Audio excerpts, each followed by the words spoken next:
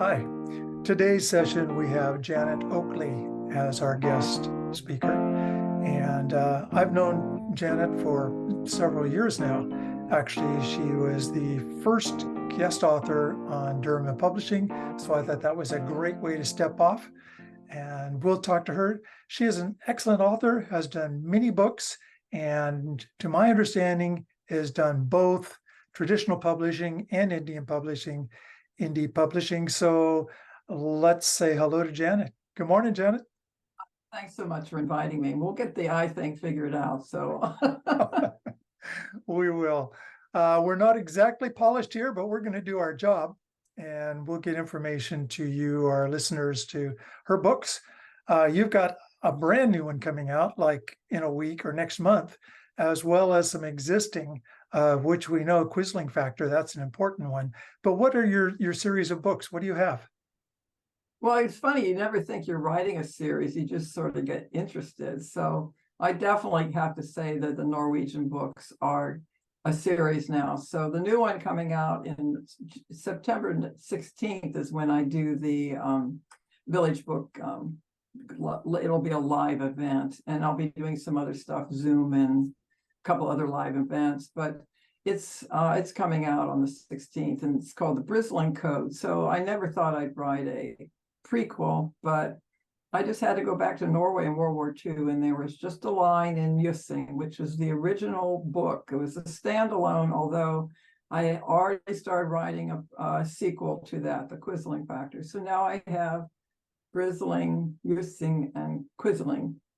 I was going to have a sequel to Quisling called the Jaeger War, and I'm still may do that. But the other ones that are becoming a series, maybe it's more of a Northwest series, where the earliest one is Mischievous, which is set in 1860 out on San Juan Island, which is during the Washington Territory period.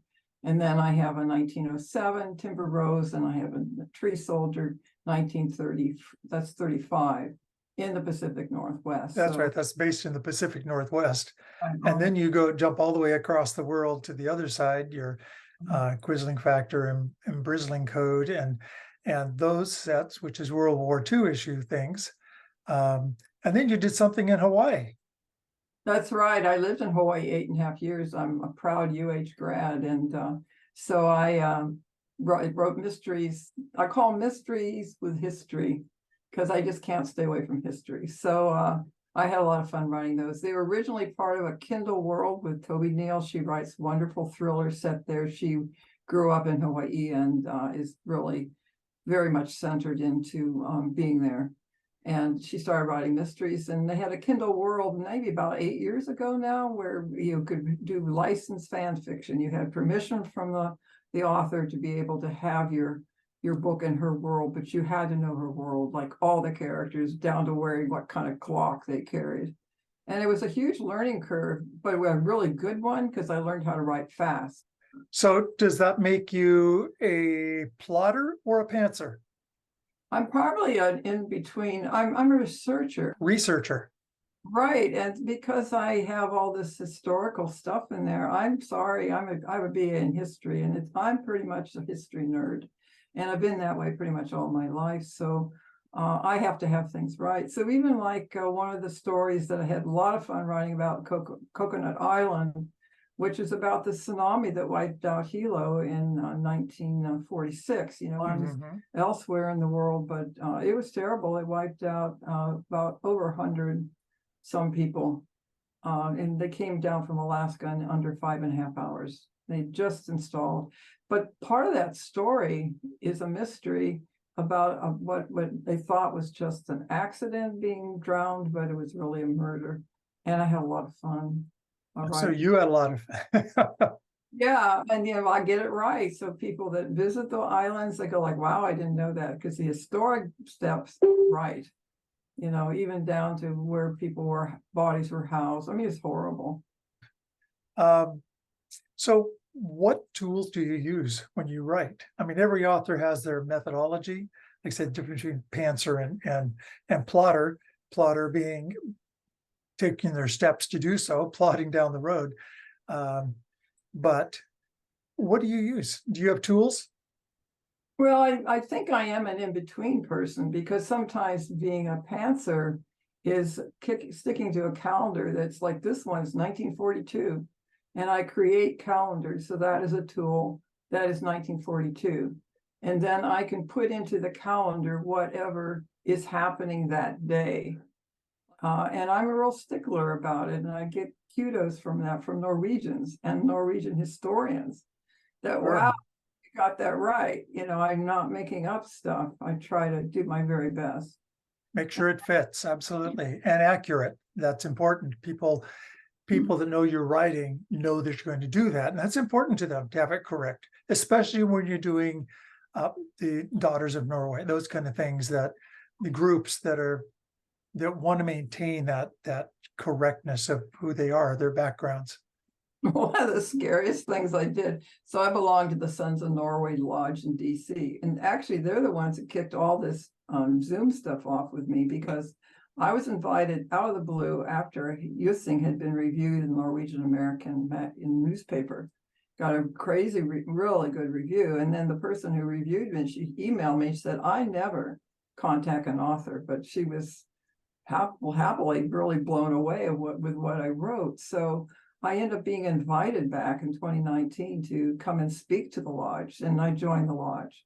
So I do little things every now and then. And I was invited for the 75th anniversary of the liberation of Norway, to do a 10-minute talk on what was happening in Norway during the occupation. 10 minutes.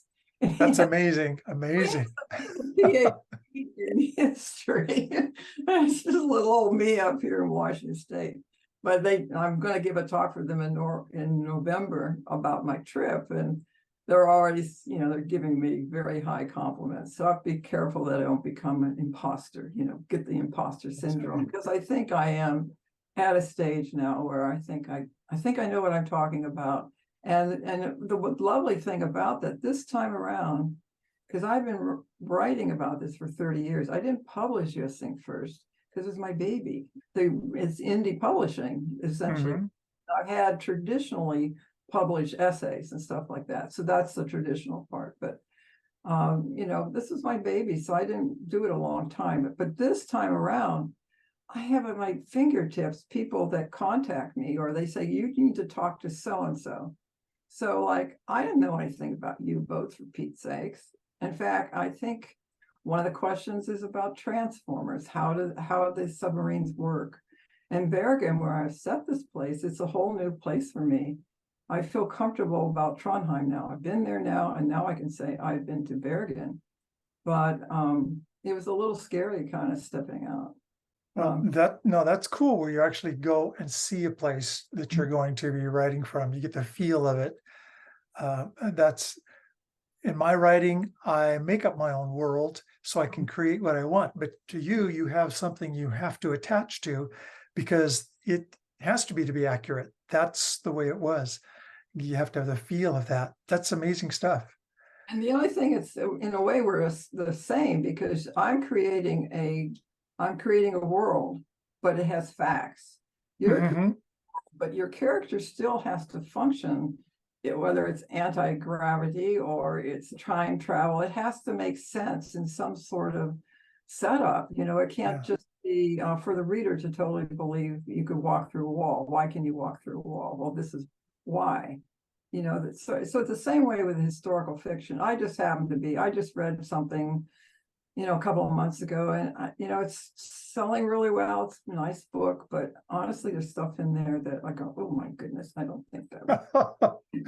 I'm not going to say anything about it, but it's sort of like, okay, I feel like I'm making sense. So people have reached out to me, and when I got home, I got so many emails, because I needed to know the correct rank for my fictional person. I had to have it right. I had him going to a special school in Germany. No. Most of the guys in the Gestapo, and especially guys in Bergen, but pretty typically when they joined the police force, they were not police. One of the worst guys that's in the novel is named Kesting. He was a carpenter. I think that was his thing. Another guy was the shoemaker. And so they did not come from policing. They just became part of the Gestapo, which probably made some of them extremely nasty. But Mm-hmm. so it was so great that they're sending me emails. I needed to know about how it's called Witten 3 is they always put the number address after the name of the street in Europe, especially in Norway. You do a great job of it. Your work is excellent. I have read, in fact, I got a copy of up here in my files. And so you're with Durham Publishing as a guest author there. And you're continuing. I mean, you didn't stop. How long have you been writing? Well, I always tell people I started with the Funny Bunny series in second grade. When I was 7, going into second grade that summer, we moved to Pittsburgh because he got a new job with Westinghouse. And so actually we went to, I think that summer, in fact, I don't know when the event actually happened, but Mount Everest had been climbed. And they came out with a documentary in 53, I think. I think I saw it that summer, not after we moved into our house.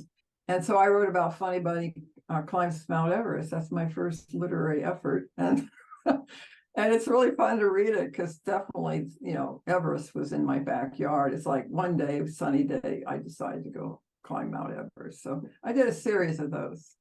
And then I really love Little House on the Prairie. And because I have parents, grandparents who were pioneers going west. So I wrote my first historical novel called Jonathan Edwards Pioneer or something like that in 5th grade, illustrated it. And of course, it's totally wrong. It's a 5th grade, idea what history is all about. But that's and then I got my degree in history. And that's a different kind of writing. I wrote a thesis on Comanche Indians as prisoners of war, of all things. But I'd been fortunate to work as an undergraduate intern at the Smithsonian my sophomore year. And I went back and did my research my senior year to write serious stuff. And I had a really good professor. He was a stickler for how you organize your notes. And so when I wrote Quisling, which really was the first novel I ever wrote, I have index cards. I have a complete bibliography that I can go back to find the notes. In fact, I was looking for notes just about a month and a half ago, looking for Brisling, because somewhere in my craziness, reading all these books I get from interlibrary, because when I started writing this thing, there really wasn't an internet. There was no go Google this and that. I had to get things interlibrary to come to get information. But there on this card, okay, Brisling, you go for Brisling in the spring in Norway. And so that's my background. That's my method, I guess. The other piece that's really important, now you can't interview someone from the 1860s. You can read their letters and journaling. Although you always recognize that even though it's a primary resource, there's always things that it always has a perspective. So, they always talk about the rule of 3 in historical research. You need to have at least 3 resources talking about the same thing. That agree. Yeah. Well, we're running out of time here. So we could talk forever. We do when we go to conferences, things like that. Or writers groups or evenings, we talk because there's so much joy in both the writing of it, the learning of the history of things. Obviously, you spent a lifetime developing what you do now, and obviously you do a good job of it. People are buying your books and you're ongoing and building more. So I think we got it today. We are going to have you back if you agree, as we get this further, better polished and develop more.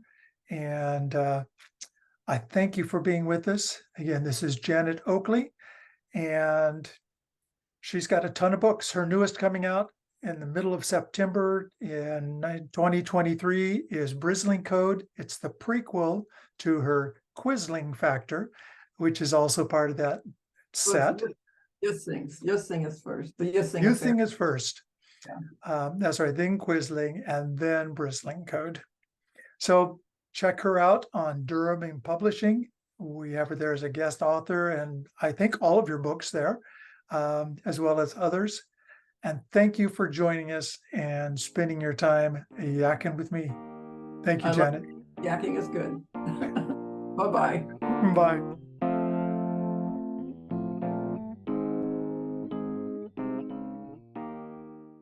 Sponsored by DurhamandPublishing.com.